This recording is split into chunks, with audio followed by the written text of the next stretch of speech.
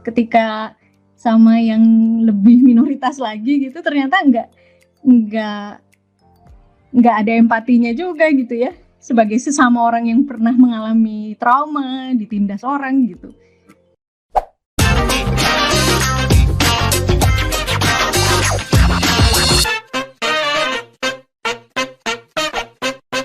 Makanya itu mungkin juga ya buat aku yang sebagai Tionghoa itu sampai sekarang ya, sampai titik ini itu aku masih percaya cara-cara demokratis ya, dan percaya pengorganisasian rakyat lah gitu ya, juga percaya pers yang bebas. Kemudian aku jadi wartawan gitu ya. Itu meskipun demokrasi banyak kekurangannya ya, tetapi aku masih percaya itu ketimbang jalan otoriter gitu. Termasuk yang aku juga buat aku jadi persoalan sekarang ini, sesuatu yang dinamakan oleh Greg Philly, scholar dari pluralism. Nah, coba kamu jelaskan. Jadi cara-cara menegakkan pluralisme, menjaga Bhinneka Tunggal Ika, tapi cara-caranya pakai cara non demokratik. Jadi pasti saya ditolak sama orang NU ini nanti, kan? Nah itu. Temennya terus sama apa? Enggak, saya kira ini ide penting, gitu. Bukan soal dikeroyok atau tidak. Kita berani menyatakan sebuah gagasan penting. Gagasannya kan begini nih. Kalau kita lihat pada era yang lalu, yang kamu ceritakan tadi dari 98 dan kemenangan rakyat dan punya kasih sira itu kan zaman bergerak, ada banyak sekali jaringan-jaringan masyarakat, entah itu dari kalangan buruh, petani, mahasiswa yang saling bergerak untuk memperjuangkan sesuatu demokratisasi kan, kemudian melahirkan banyak sekali kebijakan. Dan hampir dari zaman-zaman itu kan kita merasakan sekali bagaimana itu asas manusia diguyurkan, kemudian diskriminasi, dilawan,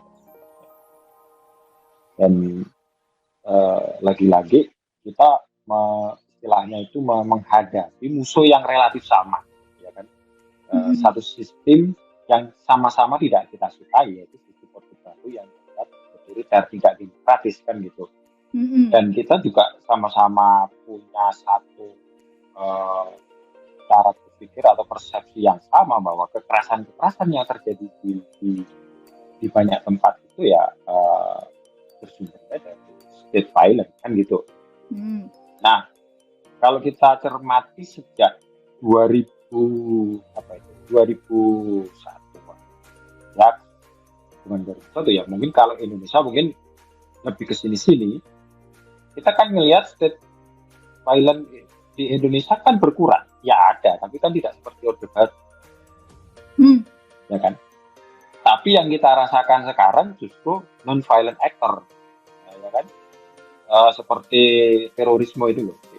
Non-state actors. Non-state actor ya.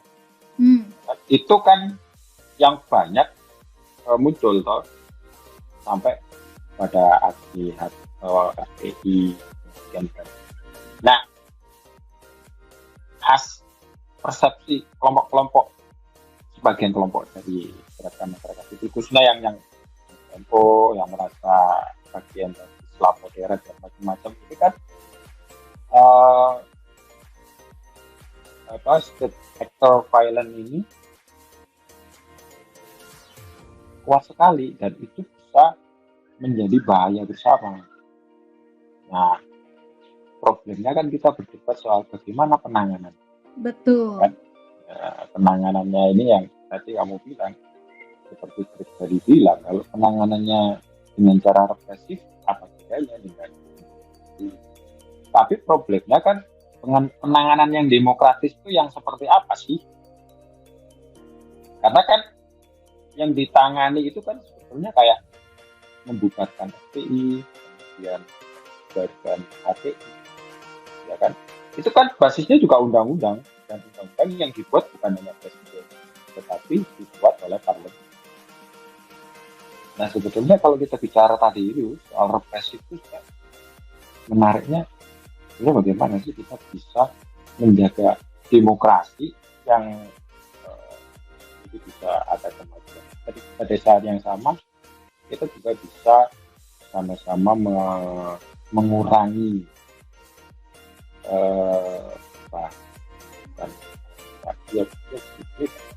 tapi menjaga pluralisme yang paling lebih tepat. Karena kan kalau kita lihat di media sosial itu kan kelompok-kelompok intoleran kan, anunya kan berjuangnya atau kampanyenya itu kan nggak lewat jalan-jalan di jalanan gitu kan, lewat pengajian, lewat kampanye media sosial, bikin ini fake news dan macam-macam. Itu kan yang kemudian jadi isu sekarang. Gimana ini ngamanin orang-orang kayak gitu? Ngamanin itu kan sudah sih macam-macam.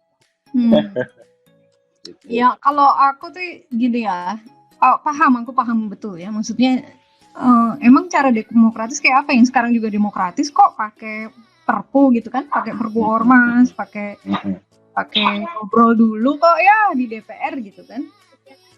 Tetapi ada prinsip kebebasan berserikat yang dilanggar kan. Satu itu. Kedua, aku mengkhawatirkan radical backlash-nya.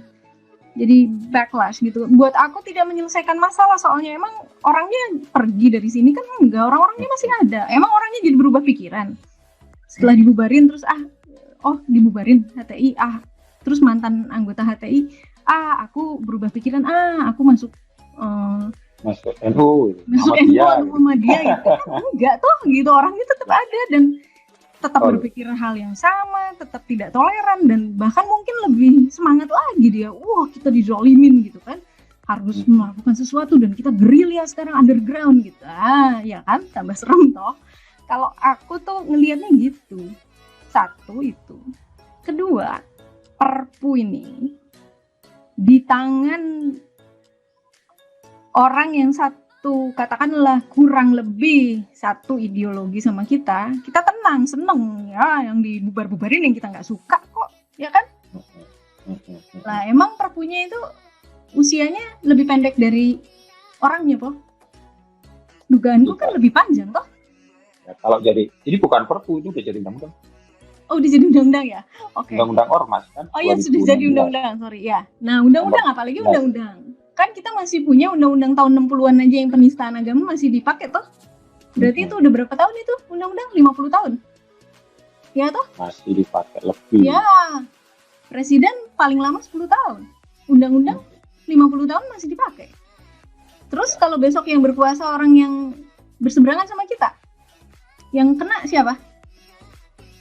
Mungkin nggak temen NU nggak kena. Orang lain. Mungkin teman-teman NU nggak kena, karena teman NU mungkin mayoritas ya, biar bagaimanapun Jawa, Muslim, ya, toh. Yang kena siapa? Orang kayak aku. Karena di dalam undang-undang itu ada istilahnya dan lain-lain. Maksudnya kelompok-kelompok yang bisa dibubarkan itu di dalam penjelasan itu kan ada komunisme, kemudian kelompok radikal dan lain-lain. Dan lain-lain itu mungkin nanti. Dan itu kan karet interpretasinya serah yang berkuasa tuh. Sekarang dan lain-lainnya tidak dipakai. Makanya. Tapi mungkin nanti. Nah, siapa yang kena? NU gak bakal kena. Mbok taruhan. Iya, betul. Yang kena siapa? Aku ini minoritas 4 lapis. Aku itu kemarin 4 atau 5 lapis mungkin gitu. Perempuan, seperti kamu tadi bilang. Tionghoa. Aku besar Katolik, sekarang ora patio beragama. Gak terlalu beragama. Udah paling haram toh orang kayak aku ini di Indonesia. Dan aku bisa dibilang karena aku sebenarnya aku seneng sama sila kelima Pancasila itu ya, keadilan sosial ya. Ternyata kalau di Indonesia, kalau kita suka gitu ya, titik beratnya itu di sila kelima, itu kan selain dibilang SJW, itu kan sering dibilang sosialis, member-member ke sosialis, nanti dari sosialis dituduh apa? Kan tahu sendiri toh, dituduh kiri kan, nanti dari kiri kemana arahnya, ya kan? Kamu tadi sudah sebut itu, kata yang dimulai pakai K itu. Ya, itu memang dilema. Itu sebabnya Ron, buat aku HTI itu mengerikan buat aku. Maksudnya ya aku ya minoritas 4 lapis toh. Tetapi pluralisme represif ini ya yang dilakukan oleh satu kekuasaan yang ancek itu ya, dalam arti bahasa Inggrisnya itu ancek itu tanpa kontrol buat orang luar minoritas seperti aku yang selalu jadi kambing hitam, selalu kalau ada apa-apa nggak enak itu pasti paling keinjak, apalagi perempuan, itu lebih menakutkan. Kemudian ya, suara seperti ini yang menurut saya harus terus disampaikan, karena kalau kita lihat dari debat sejak pemilu 2014 itu kan orang sudah dijerumuskan perdebatannya itu ke hal yang remeh-temeh dan jadi penipuan politik taktis kan, tepung santet kan. Tetapi ide yang sesungguhnya di balik itu untuk didiskusikan lebih lanjut, ketakutan orang-orang seperti kamu ketika ada kebijakan yang itu represif kan. Meskipun represifnya belum sampai kepada kamu, tapi apapun yang bersifat represif bagi orang minoritas, kelompok yang sudah lama terdiskriminasi, itu pasti menakutkan. Aku sebagai bagian dari NU misalnya kan, mungkin tidak merasakan hal seperti itu, meskipun pada saat undang-undang ormas digulirkan, aku ngomong keras juga sama yang lain gitu kan. Tapi sebetulnya yang kita perjuangkan itu kan ide gagasannya, bahwa oke deh, lu bikin kebijakan untuk mau istilahnya itu menjaga atau istilahnya itu menjaga atau mempertahankan PSBB kan, cara aturan. Tapi caranya juga harus demokratis. Jangan menggunakan cara-cara yang tidak demokratis, tidak bisa dikontrol, tidak bisa kebijakan itu ya persis seperti yang kamu bilang, kayak kemarin FPI dibubarin kan, FPI HTI meskipun sebetulnya ada klausul di undang-undang itu dibubarin dulu baru boleh mengajukan ke pengadilan melawan dukungan. Tapi sebenarnya itu tidak jauh dengan kebijakan Soekarno, karena Soekarno waktu mengubarin Masyumi juga dipersilakan untuk mengajukan ke pengadilan tapi tidak dipilih. Jadi nggak berubah dalam konteks itu. Kebijakan yang disebut represif pluralisme-nya Soekarno dengan yang sekarang nggak ada perubahan. Sebetulnya yang mencemaskan konteks itu demokrasi kita nggak ditambah luas. Karena belum ada satu pikiran yang bisa memberikan referensi yang lebih baik atas para pengambil kebijakan saat ini, bagaimana sih menjaga pluralisme yang Jadi menurutmu gimana, Vi? Tadi kan kita bicara soal represif pluralisme yang masih bertahan hingga saat ini. Jelas itu akan ini ya punya potensi untuk mengancam teman-teman seperti kamu.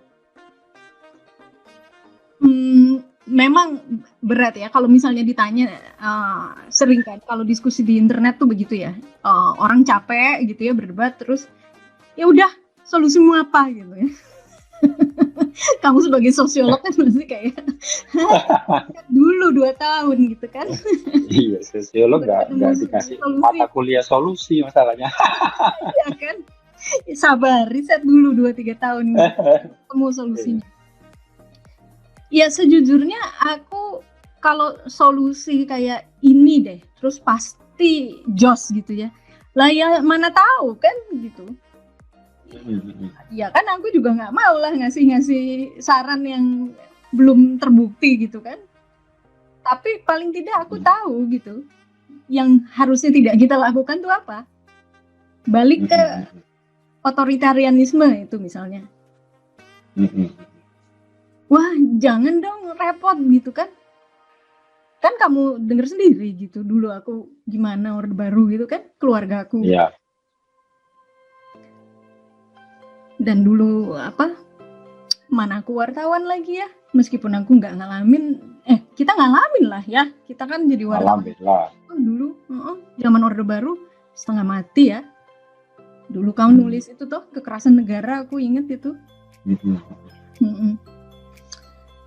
Itu aja takut kan? Dan ada nama kita sudah diintel polisi gitu kan? Ya, yang menakutkan kan itu kan, kita kemana-mana ada yang intel itu. Ya, jadi yang aku tahu tidak seharusnya kita lakukan adalah kembali lagi ke masa itu. Tapi kalau misalnya orang bilang kan enggak, Jokowi itu enggak otoriter gitu ya misalnya ya. Kita tuh masih demokratis. Iya, masih. Masa nyamain Jokowi sama Soeharto? Yang bener aja lu gitu kan? Yang enggak lah, beda gitu kan. Jokowi sipil, Soeharto militer gitu kan.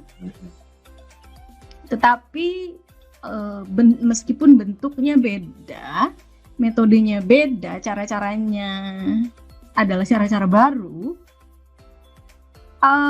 ancaman itu tetap ada. Sekarang ini apakah kita sudah masuk ke era otoriter? Aku kira itu bisa didiskusikan lagi ya. Panjang lah diskusinya. Aku mungkin masih berani bilang belum lah, kita masih demokrasi lah.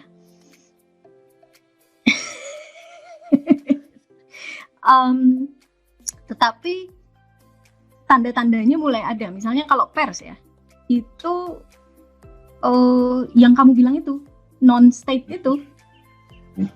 actors itu. Iya, kalau dulu Tempo yang paling sering jadi sasaran lah ya, karena sekarang masih kayaknya. Nah, itu dia.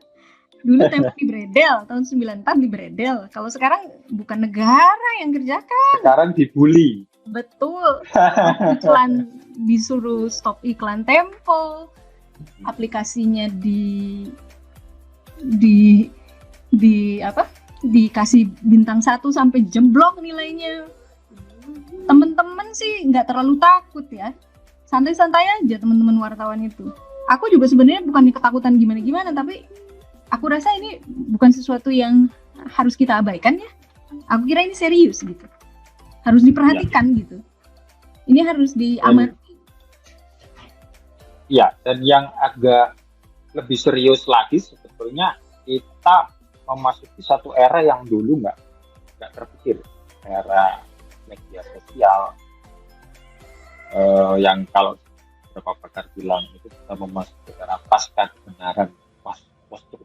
Artinya sekarang semua orang bisa ngomong, termasuk ngomong tentang kebohongan, tentang opini yang tidak berbasis pada fakta dan seterusnya. Dan itu sebetulnya yang terjadi bukan hanya di Indonesia, tapi di banyak tempat. Dan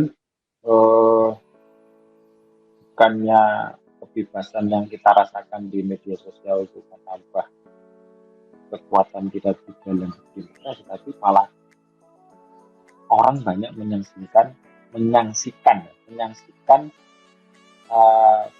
jangan-jangan ini kita nggak butuh demokrasi. Nah, itu loh. Saya iya, kan? Betul. Baru 2 hari lalu teman bilang begitu. Lebih baik Orde Baru aja gitu. Nah, itu yang sebetulnya justru menjadi warning kita semua ketika kita memasuki sebuah era yang sama sekali baru. Yang banyak orang seperti saya menganggap itu sebuah peluang, tapi di tempat lain ada banyak orang yang justru menganggap itu sebagai ancaman. Orang lebih senang kembali kepada zaman yang lebih represif, lebih terjaga, tertata, keamanannya dan sebagainya. Nah, gimana terusnya? Ayo. Aku yakin kalau kita balik ke otoritarianisme, terus HTI bubar, FPI bubar, terus orang-orangnya orang-orangnya di apa, diredak bukan orangnya dikasih apalah gitu ya, kayak cara-cara otoriter gitu ya, at gunpoint disuruh berhenti gitu ya, jadi dirinya sendiri gitu, atau gimana ya, aku nggak ngerti formulanya teman-teman tuh gimana maksudnya kalau balik ke Orde Baru supaya plural gitu, supaya kan Tidak. bilang aku nggak mau ada HTI, nggak mau ada FPI di Indonesia ini, lagi gimana caranya? Barin kan nggak ngilangin orangnya, ya kan? Iya, betul. Itu yang ya, kalau ditanya terus solusinya apa ya? Ya jujur aku juga nggak tahu, kalau aku ngomong nanti salah lagi kan. Tapi yang aku tahu itu kalau balik ke otoritarianisme, emangnya rasisme yang terhadap orang, rasialisme terhadap orang seperti aku terus berhenti? Nah, terus kalau misalnya teman-teman balik tanya, emang sekarang kamu nggak mengalami, nggak takut apa sama HTI sama FPI? Ya iya, takut juga ya, mereka sering itu juga ya, kampanye kayak anti Cina begitu ya. Ya iya, tetapi gimana ya, skalanya itu beda menurutku. Kalau sudah ada satu kekuasaan yang tidak terkontrol lagi oleh oposisi, oleh masyarakat sipil gitu ya, itu kayak apa ya, buat aku levelnya itu udah tambah berat itu. Apalagi kalau dia didukung populisme, didukung sama teman-teman kita sendiri, itu tambah berat lagi. Buat aku sih ya mungkin solusinya ya itu ya, rasialisme ini sangat erat urusannya dengan kemanusiaan dan keadilan gitu. Dan buat aku sebagai Tionghoa itu gak adil lah kalau aku berusaha apa ya, memperkecil ketimpangan gitu ya, atau berusaha membuat dunia lebih adil tapi hanya buat Tionghoa aja, ya enggak lah, ya buat semua dong gitu kan, yang Tionghoa dan tidak gitu. Makanya itu sebabnya kan aku juga concern sama rasisme ke warga Papua kan gitu, keluarga orang asli yang disebut sebagai OAP ya, orang asli Papua itu. Dan aku kamu menganggap Jakarta Post itu yang paling penting adalah soal keadilan. Betul, kemanusiaan dan keadilan, ya itu aja, itu value-nya sih yang menurutku apa kita pegang sama-sama gitu kan.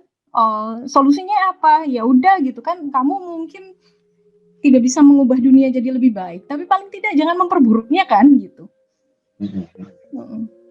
Kalau menurutmu capaian yang dilakukan oleh Jokowi kayak di Papua, sumber-sumbernya kan pembangunan infrastruktur, peningkatan ekonomi, kesejahteraan, apakah itu akan mengarah ke keadilan atau justru akan menjadi persoalan baru kaitannya dengan rasisme tentu saja di Papua?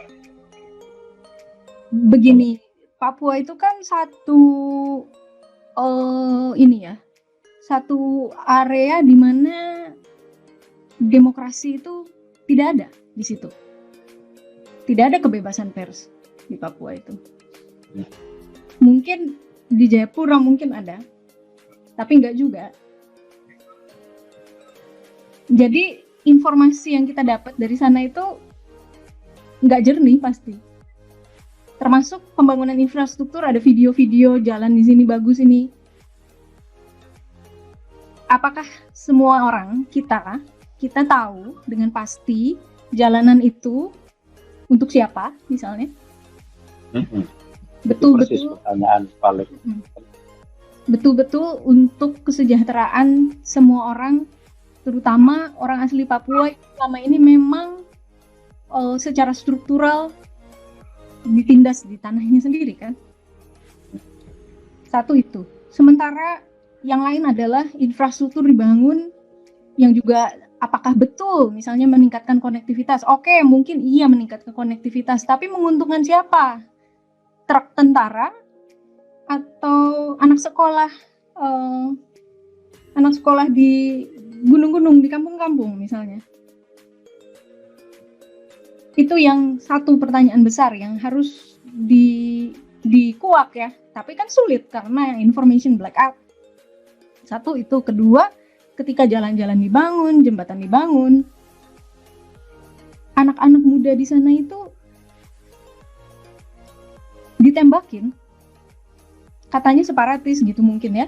Ada TNI kadang-kadang ngomong gitu. Yang terakhir 3 orang di Intan Jaya kan begitu? Ya. 3 orang di Intan Jaya baru kemarin. Kata TNI, oh itu karena mereka ini ya, istilahnya KKB, kriminal gitu kan, bersenjata kan. Susah buat wartawan itu untuk verifikasi, betul atau tidak. Jadi kalau Jokowi membangun ini dan itu, tetapi anak muda Papua itu perishing satu persatu meninggal gitu, atau disiksa atau dibungkam gitu, masa sih nggak marah? Masa sih mereka harus terima kasih jalanannya gitu atau jembatannya, sementara harus menguburkan anak-anak mereka gitu. Ini saya kebetulan memang lagi mikir banyak soal itu, soal apa yang terjadi di Intan Jaya misalnya, di Nduga ya. Aku pernah menulis di Jakarta Post bahwa di Indonesia itu ketika kita bicara rasisme, itu yang sering kalau diakui ya, kalau diakui aja kan sering nggak. Orang Indonesia rasis ya, orang loh, masa orang Indonesia rasis, kulit kita juga coklat kok gitu kan, kulit itu coklat gitu, nggak rasis kok gitu kan. Kalau diakui sekalipun, oh ya mungkin sedikit lah rasis ke Tionghoa gitu kan, Mei 98, terus Mei 98 lagi yang disebut gitu kan, padahal kejadiannya masih banyak gitu kan, sesudah itu masih terjadi gitu kan. Lalu ngomong ke soal Papua gitu, lebih susah lagi gitu. Nah, buat aku yang korban rasisme, penyintas ya, istilah penyintas rasisme itu, kita harus memperjuangkan kemanusiaan dan keadilan juga buat korban rasisme yang lain, orang asli Papua. Dengan risiko dituduh separatis, tapi ya kan aku ngomongnya kemanusiaan aja sama keadilan sosial lah ya, Pancasila sila kedua dan sila kelima lah gitu kan, kalau teman-teman masih ingat gitu kan. Masih yang 2 itu. Ya itu yang menurutku lebih universal lah harusnya perjuangannya gitu. Jadi jangan sempit lagi gitu. Berapa jauh sebetulnya sudah kita berlangsung selama ini, teman-teman. Apakah mereka menghadapi kendalanya seperti apa? Media itu kan beragam ya di Indonesia ya. Tapi memang begini, persoalan rasisme itu menurutku masih, kalau istilah Orde Baru zaman dulu ya, itu masih agak-agak isu subversif kalau menurutku sebenarnya.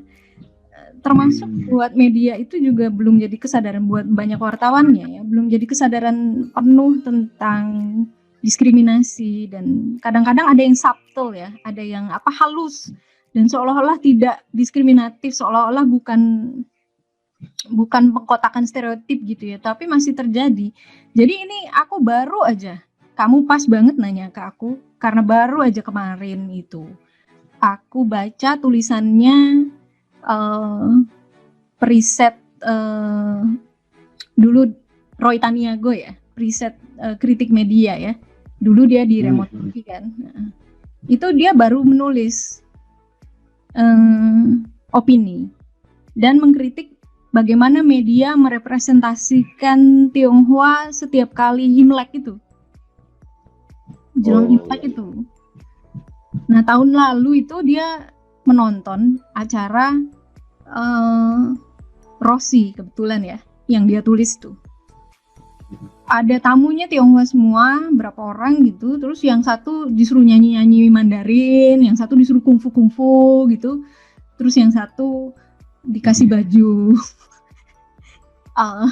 yang sehari-hari pasti tidak dia pakai gitu ya, disuruh bicara bahasa yang sehari-hari pasti juga kemungkinan besar tidak dia pakai gitu ya, disuruh bergaya-gaya kungfu yang mungkin dia juga nggak bisa gitu ya, kecuali memang betulan atlet wushu loh ya. Dia protes itu, Dan aku baru sadar, betul juga ya, itu sepertinya biasa aja gitu, nggak menyakiti atau nggak apa,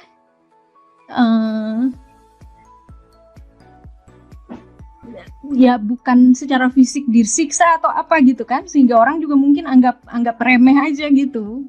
Cuman digituin aja gitu kan, protes gitu kan, itu kan lucu, hiburan gitu, cuman buat bercanda-bercandaan. Iya sih, tapi iya tersinggung juga sebenarnya gitu kan. Coba kalau ke diri kalian sendiri gitu-gituin gitu kan. Iya. Ada stereotip orang Jawa apa gitu kan, terus kotakan dalam satu kotak statis kayak gitu. Itu kan menyakitkan sebenarnya ya. Bayangannya itu merepresentasikan tapi sebenarnya Stereotypingnya juga nggak tepat gitu. Kan orang sehari-harinya kan nggak semua orang Tionghoa bisa kungfu lah gitu kan. Kan artinya di bahasa Mandarin boro-boro, Hokkien juga nggak bisa. Ya tapi apa ya, membakukan ya kan, istilahnya membakukan seolah-olah yang gue itu ya itu. Ya generalisir buat supaya lucu-lucuan menghibur orang gitu ya. Ya ini memang garisnya jadinya ini ya apa, kayak tidak hitam putih memang ya, tidak ya mungkin orang akan alah cuman lucu aja gitu kan, segitu aja tersinggung, sangat mungkin digituin. Tapi ya itu, kalau melihat media ya rata-rata begitu. Kalau Tionghoa itu masih dianggap apa ya, kayak barang eksotis gitu, apa ya? Nah itu kan kayak dulu di TV ada siaran primitive runway, terus diprotes ganti ethnic runway, seolah-olah orang-orang adat yang hidupnya di daerah di area hutan itu ya yang primitif, pakai baju, ya itu celana, makanannya begitu ya. Itu nggak benar juga, makanya itu pembakuan dan dikritik dalam kajian.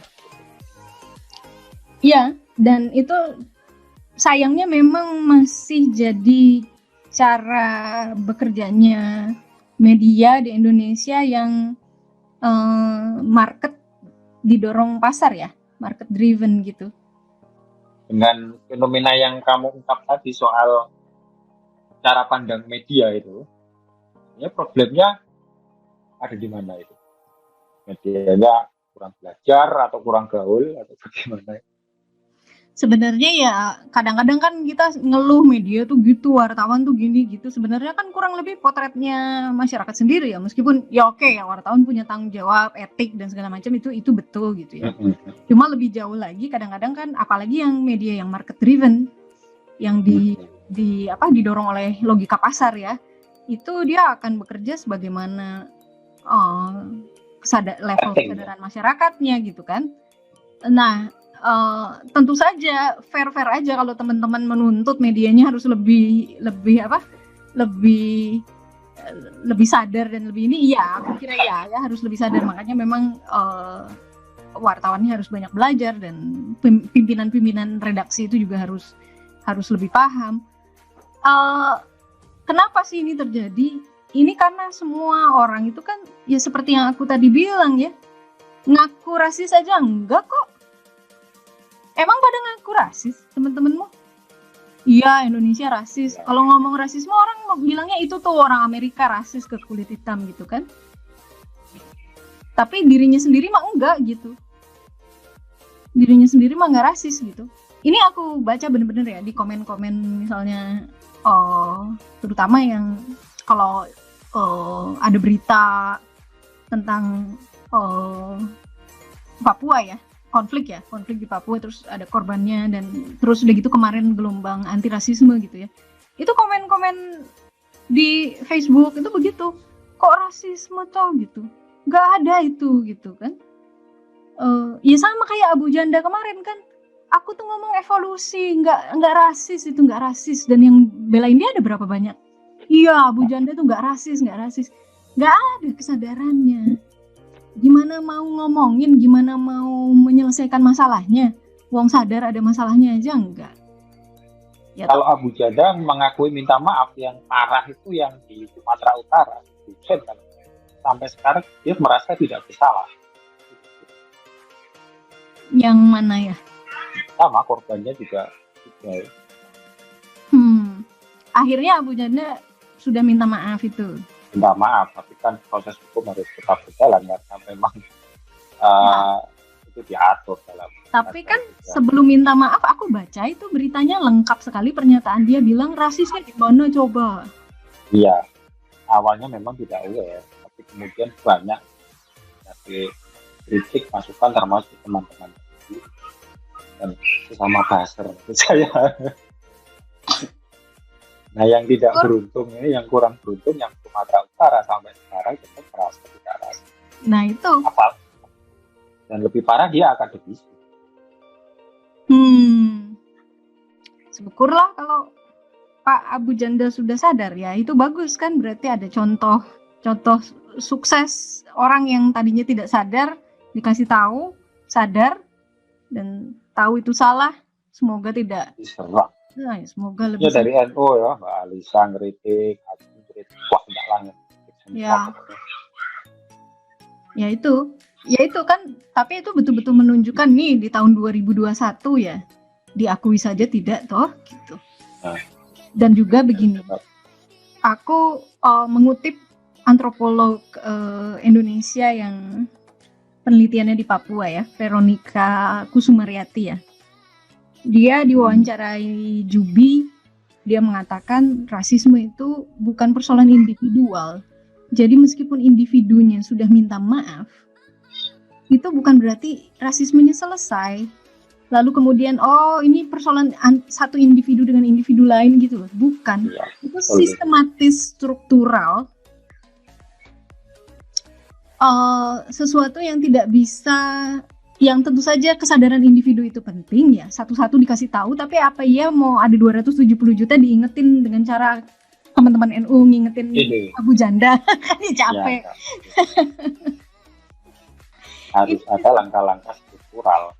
Ya, harus ada langkah struktural. Sebenarnya undang-undangnya udah ada. Makanya saya khusus kalau untuk rasisme itu, saya pikir proses hukum mesti adil ya, gitu. Mesti jalan. Jadi orang belajar gitu ya, bahwa ini memang nggak bisa kayak begitu. Lalu teman-teman yang minoritas ini juga berorganisasi lah, berjejaring, dibantu teman-teman mayoritas seperti teman-teman NU gitu kan, teman-teman Desantara. Speak up gitu kan, bicara dan menuntut keadilan dan juga berbuat kemanusiaan ke yang lain juga gitu ya, jangan cuma jadi korban maksudnya.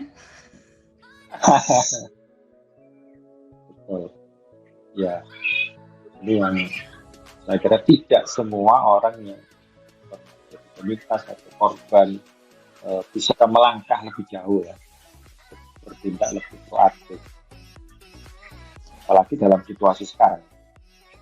Gimana? Ya susah memang begini ya, minoritas dengan segala pengalaman dan traumanya itu belum tentu dia akan memberikan yang butuh compassion lah ya gitu ya, butuh kasih sayang lah ya gitu kan, minoritas ini ya.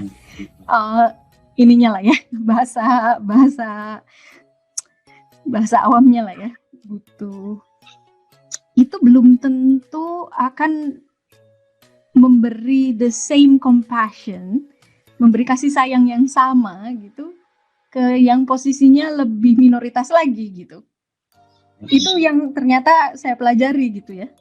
Jadi meskipun kaum minoritas mengalami ketidakadilan, dan seharusnya kemudian logikanya, kalau dia diperlakukan gak adil, mestinya dia punya empati dong gitu kan. Dia tahu gak enak ya digituin gitu kan. Gak enak digituin, jangan ngegituin orang lain gitu kan. Enggak tuh. Teman-teman minoritas kalau sama teman-teman LGBT, waria, sama juga. Menindas juga, Iya, sama aja. bukan, bukan hanya menindas, teman-teman di misalnya yang aktif membela minoritas agama ya, agamanya sendiri punya doktrin begitu Ya dan betul, itu mereka produksi kan. ya betul. Jadi saya juga ketika misalnya ngomong ke teman-teman Tionghoa gitu ya, nggak semua ini ya, coba jangan mikirin rasisme ke kita sendiri. Iya, kita masih punya masalah, maksudnya masih harus berjuang. Ya itu yang aku pelajari, Ron, di teman-temanku sendiri yang sesama minoritas gitu ya. Ketika sama yang lebih minoritas lagi gitu, ternyata nggak ada empatinya juga gitu ya. Sebagai sesama orang yang pernah mengalami trauma, ditindas orang gitu. Memang ketika aku misalnya bicara soal teman-teman Tionghoa yang mengalami rasisme, ini ada kelompok lain yang mengalami rasisme gitu ya, warga Papua gitu. Kita harus ini juga dong, perjuangkan keadilan juga dong buat mereka gitu kan. Ya nggak ada yang mau lah kebanyakan. meskipun ini ya, aku berbagi cerita sedikit mungkin ya. Ternyata ada yang baca, satu orang anak muda jauh di Amerika sana, Tionghoa, Solo, namanya Ivan Hartanto, yang terus kemudian mengirimi aku email. Dia bilang, aku sangat terinspirasi dengan tulisanmu. Apa yang bisa aku lakukan, dia bilang. Dan dia benar-benar melakukan sesuatu yang membuat aku ternganga-nganga. Itu gara-gara dia baca tulisanku soal itu ya. Sebagai orang Tionghoa korban rasisme, kita harus memperjuangkan Papua. Ya, keadilan buat orang-orang Papua. Dia itu sekarang ngambil kopi, sudah dia beli dengan uangnya sendiri dari Dogiai, dari perkebunan kopi yang dikelola oleh aktivis perkebunan kopi bernama Pak Hanok Pigai. Dan dia sudah beli, sudah di package dengan sangat apik gitu ya, sangat bagus gitu. Bisa dibeli di Tokopedia. Aku sekalian promosi nih ya. Dan iya, ikut mendistribusi gitu. Iya, seluruh keuntungan dari kopi itu dikembalikan ke petaninya, supaya petaninya ini bisa meningkatkan kualitas kopinya, sehingga bisa diekspor ke Amerika, sehingga bisa lebih sejahtera. Jadi itu yang aku kira bukan berarti teman-teman Tionghoanya harus turun ke jalan ya gitu ya, ngibar-ngibarin bendera bintang kejora di depan istana ya. Enggak lah gitu kan. Itu pun sudah luar biasa gitu yang dilakukan temanku itu, si namanya Ivan ya. Dan dia sudah mentransfer sebagian keuntungannya, sudah ditransfer waktu itu, dilaporkan di Instagramnya, sudah transfer 18 juta kalau nggak salah. Nah, aku boleh promosi satu orang. Oh, boleh, silakan. Itu menarik, ya menarik. Ya. Artinya itu satu contoh bahwa solidaritas kemanusiaan itu bisa dibangun. Ada orang yang ya meskipun ini baru satu ya, tapi sebetulnya kan perasaan sebagai sesama penyintas atau perasaan sebagai seorang korban ketika mendapatkan informasi yang tepat benar kan, orang jadi istilahnya tersetrum kan, disetrum juga perasaan dan pikirannya. Dan yang menarik nggak cuma satu orang, Ron. Jadi dia ngajak teman-temannya, anak-anak muda semua umur 20-an. Dan mereka bikin satu kampanye di Instagram yang bagus isinya ya, ada storytellingnya, ada animasinya. Itu relawan semua, anak muda tidak dibayar, ada yang Tionghoa, ada yang bukan gitu. Nah itu kalau mau follow itu di Instagram @belift .dogiai. Dogiai itu satu kabupaten di wilayah adat Mepago di Papua. Jadi masuknya itu di tengah-tengah, dia kalau dilihat di peta itu di tengah-tengah. Masih masuk pegunungan tengah lah gitu wilayahnya ya. Ya, sebagian besar. Nah, ternyata ada perkebunan kopi yang dimulai oleh orang Belanda ternyata sejarahnya. Oh, sudah ada ya? Iya, jadi itu pohon kopinya turun-temurun ada di situ dari zaman Belanda. Lalu Belanda pergi itu oleh orang sana karena kemudian jalur perdagangannya terputus, itu di apa nggak diurus, nggak dirawat, tapi tumbuh terus gitu. Ya, karena memang terkenal lah Papua itu sebagai salah satu penghasil kopi terbaik di Betul. Nah terus Pak Hanok Pigai ini mulai menggalakkan lagi, terus anak-anak muda yang tadinya nggak peduli dengan pohon kopinya ini mulai menanam lagi. Sayangnya karena pandemi mereka nggak sempat ketemu. Kalau ketemu ini keren banget gitu kan, ya, dari Amerika, Tiongkok gitu kan, terus terbang ke Papua sana ketemu gitu kan. Dia sangat ingin melakukannya, Ivan Hartarto. Jadi buat aku menulis ini ada yang baca juga ya gitu kan. Dan buat aku luar biasa ya. Cepat sekali mereka bekerja, anak-anak muda ini sangat tulus. Aku pernah dikenalin juga di pertemuan online ya, sayangnya nggak bisa ketemu Kopi Darat ya. Semangatnya luar biasa dan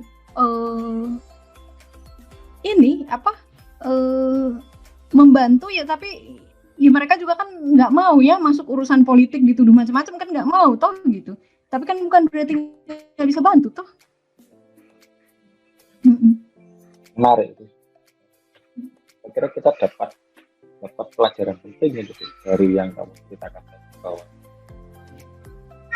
membangun solidaritas itu masih bisa cara-cara meskipun kita menghadapi banyak kendala. Nah, kalau menurutmu dalam situasi yang sekarang ini, ya kita tadi bicara soal ekspresi pluralisme, kelompok mayoritas yang mindsetnya nggak baik juga, ancaman negara, tetapi pada satu sisi kita menghadapi keterbukaan sosial media yang hampir ya memang ruangnya ini relatif kan belum diatur, artinya kan kita bisa berbuat apa saja kan. Kalau dari ceritamu tadi kan kamu menulisnya juga dari sosial media dan baca di Amerika dan juga peluang-peluang baru. Nah, kalau dihadapkan dengan situasi begini, anak-anak yang sekarang disebut kelompok milenial itu yang kerap dengan dunia sosial media, ke depan harusnya seperti apa? Apakah kita punya harapan atau sebetulnya dengan kita nggak akan banyak juga? Aku justru sekarang malah selesai lah yang orang tua-tua itu. Di gerakan perempuan, di gerakan rasisme, gerakan pluralisme, gerakan demokrasi itu. Anak muda. Maksudnya selesai apa? Selesai dalam arti mereka itu sudah obsolete, sudah terlalu kuno, atau metodenya yang harus diubah? Susah itu. Mereka sudah nyaman di status quo itu. Terlalu nyaman, nggak mau berubah lagi, udah nggak mau lagi berubah. Sudah jadi status quo. Teman-teman kita yang dulu turun ke jalan sama-sama itu bela-bela rakyat itu sudah jadi status quo semua, sudah jadi yang jadi KSP, tapi kan yang masih di jalan. Iya, kamu enggak kamu. Banyak yang enggak, teman-teman yang enggak banyak ya, yang jadi status quo ya banyak, toh gitu. Tapi ya justru anak muda ini menurutku justru dengan mereka digital savvy ya, digital native ya bahayanya banyak, tapi juga yang bisa mereka lakukan banyak banget gitu kan, yang bisa mereka lakukan dan yang sudah dilakukan juga lumayan banget gitu kan. Justru anak muda ini yang kira seneng aku gitu. Juga kamu punya harapan ya sebenarnya dengan anak-anak sekarang, dan kalau melihat situasi teman-teman kita yang selevel itu sudah status quo, ke depan sebetulnya masih ada kemungkinan untuk diubah lebih baik kan? Ya mungkin anak-anak muda ini nanti kayak kita dulu ya, bela-bela rakyat terus jadi status quo ya mungkin. Nah itu dia. Status quo juga, tapi ya nanti lah kita pikirin nanti lah. Semoga enggak gitu. Semoga enggak. Semoga mereka tetap ini ya, kritis ya. Menurutku sih ya katanya milenial gini dan gitu, cuman konsumtif apa. Ya mungkin benar loh, tapi kan disuruh sama Bu Sri Mulyani kan disuruh konsumtif kan. Biar growth. Temannya disuruh bikin bisnis startup masa nggak dibeli. Harapan ya pasti ada, dan aku lihat memang sudah terjadi ya, bahwa misalnya dalam soal perjuangan perempuan ya, itu anak muda baik perempuan maupun laki-laki lebih progresif gitu. Mereka yang akan dan sudah di depan sebenarnya kalau menurutku. Gerakan reformasi di korupsi, protes ini ya, undang-undang Ciptaker itu juga kan anak-anak muda yang di depan gitu kan. Aku melihat ya meskipun mungkin cycle-nya berulang, nanti anak-anak muda ini ketika mapan dia di status quo bisa jadi. Tapi memang harapan bahwa siapa lagi yang mengkritik atau ini ya, keep the government in check, itu check and balance itu mungkin istilahnya atau apa ya, keep the power accountable itu. Karena pers, meskipun sebagian pers melakukan ya, kan nggak semua, malah yang dukung pemerintah lebih banyak kayaknya. Pers masih lah ya, pers masih, meskipun tidak semua, tapi masih optimis aku dengan jurnalisme di Indonesia. Teman-teman yang muda juga iya, aku kira akan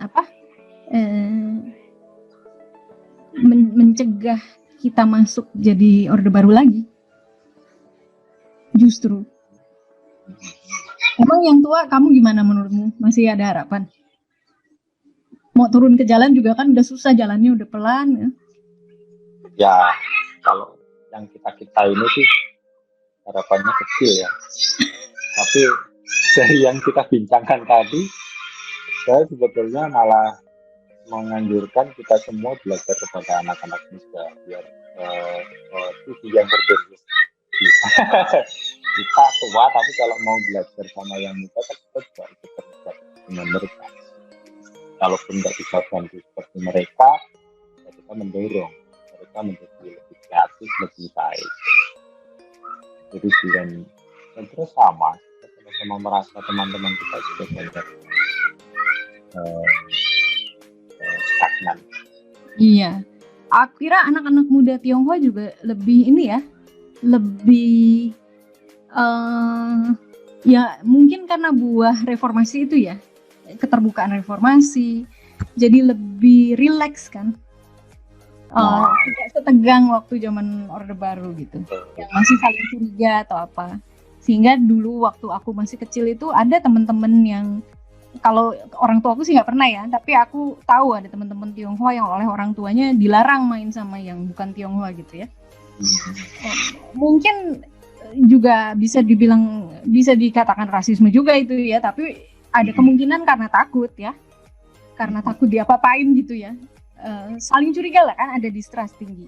Sementara kalau teman-teman yang lahir atau besar di zaman reformasi kan sudah mulai lah ya, ada perubahan gitu, sudah agak lebih terbuka, jadi sepertinya aku lihat kok lebih gaulnya lebih luas gitu, lebih beragam gitu, dan relax banget gitu dengan itu gitu ya, nggak setegang angkatanku lah gitu. Jadi aku kira dengan sekat-sekatnya itu keterabas ya di generasi berikut ya, Dan anakku pasti lebih ini lagi lah, karena dia campuran kan, Lebih ini. tidak murni Tionghoa. Dan memang tidak ada di antara kita yang paling murni. Karena Nggak teori ada. kemurnian sudah ditolak itu. Nggak ada. Ya. Siapa manusia asli Indonesia? Nggak ada. Kita Iya. nggak asli semua ya.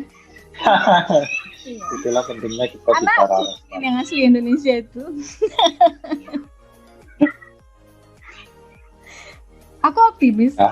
generasi anakku pasti lebih ini lagi ya, lebih apa? Lebih rileks lah. Kalau urusannya soal Tionghoa ya. Ya, pastilah karena mungkin yang dihadapi juga berbeda.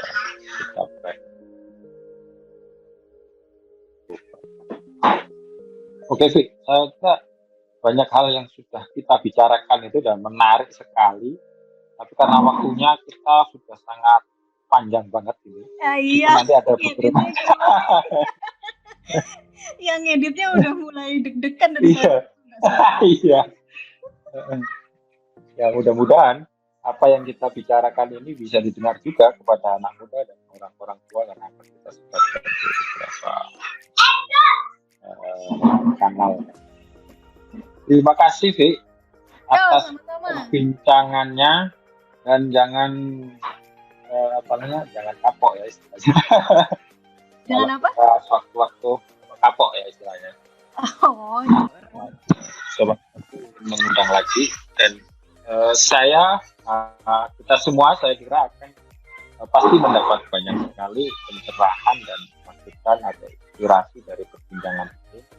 Tidak-tidaknya bahwa di akhir perbincangan kita masih optimis anak muda masa depan Indonesia punya PR yang sangat panjang, tapi dengan apa yang mereka lakukan saat ini baiknya kita semua belajar dari mereka dan tetap optimis karena mereka lah yang akan memberi makna membawa bangsa kita ke depan menjadi lebih baik. Terima kasih ya, thank you. Sama-sama Mbak Ning dan teman Desantara ini. Iya, terima kasih semua.